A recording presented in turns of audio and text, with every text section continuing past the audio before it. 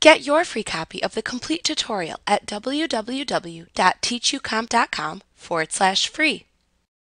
QuickBooks Online Plus lets you enter, edit, and delete transactions within account registers for balance sheet accounts, except for accounts payable, accounts receivable, and some types of equity accounts. You must use the associated transaction forms to enter or edit transactions within the accounts payable and accounts receivable registers. However, most other balance sheet accounts let you add, edit, and delete transactions within their registers. To view an accounts register, click the Gear button and then click the Chart of Accounts link under the Your Company heading to open the Chart of Accounts page. Then click the View Register link in the Action column of the account whose register you want to view if available. At the top of the Accounts Register page is a drop-down that contains all of your accounts. To quickly switch the account register shown, make a choice from this drop-down menu.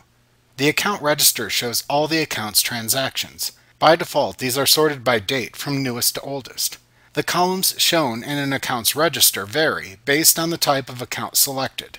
To sort the transactions by the values in a column if possible, click the column heading by which to sort the register's values. If you do not see a small arrow appear when you hover over the column's heading, then you cannot sort by that column's values.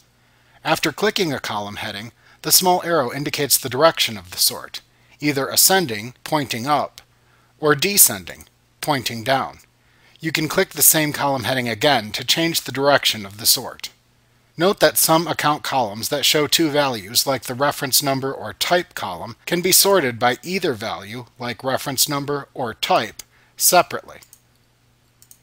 To filter the account register to only show specific transactions, click the Filter drop-down button in the upper left corner of the transaction list to show a drop-down menu of your filtering choices. Use the drop-downs and fields within this drop-down menu to select and/or enter the values by which to filter the account register.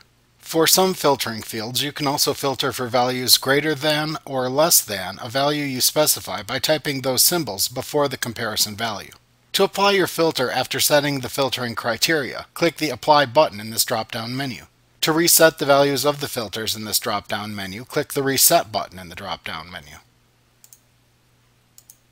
After applying filters to a register, the filters appear to the right of the Filter button. To remove an individual filter, click the X button to the right of the filter name. To remove all filters, click the Clear Filter/View All link that appears in the same area. In the upper right corner of the transaction list are three buttons for Print List, Export to Excel, and Settings. Clicking the Print List button opens a printer-friendly transaction list page and also opens your web browser's print dialog box. Clicking the Export to Excel button downloads the transaction list as an Excel workbook. Clicking the Settings button shows transaction list display options in a drop-down menu. Under the Columns heading in the drop-down menu, you can check or uncheck the names of the columns to show or hide them in the list.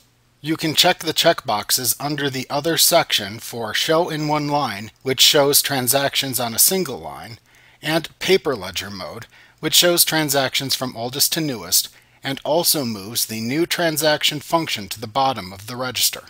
Clicking the Rows drop-down in this drop-down menu shows another drop-down menu that lets you select the number of transaction rows to show per page in the list. To add a new transaction to the register, click the Add Transaction Type link, or click the drop-down arrow next to the link at either the top or the bottom of the register, depending on your choice in the Settings drop-down. If you click the drop-down arrow, then select the type of entry to create from the drop-down menu. A new transaction area then appears where you can enter the transaction details. When finished, click the Save button in the lower right corner of the transaction area to save it and add it to the register. Alternatively, to cancel the transaction, click the Cancel button in the lower right corner of the transaction area.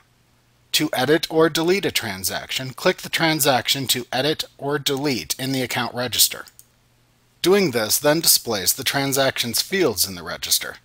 You can then change the values in the fields and click the Save button in the lower right corner of the transaction to save the changes. Alternatively, you can click the Edit button in the lower right corner of the transaction to open the associated transaction form where you can make your changes and then save them to edit the transaction. To delete the selected transaction, click the Delete button in the lower right corner of the transaction. Then confirm or cancel the deletion in the confirmation dialog box that appears. Be careful when deleting transactions from registers to ensure you do not create problems with past account reconciliations by accidentally deleting cleared transactions. To cancel the account editing or deleting, click the Cancel button in the lower right corner of the transaction.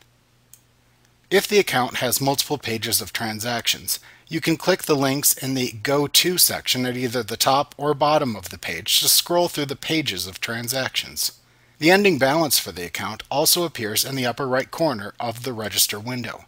To reconcile an account from the account register, you can click the Reconcile button in the upper right corner of the Register window to open the Start Reconciling window. Reconciling accounts is covered in a later lesson.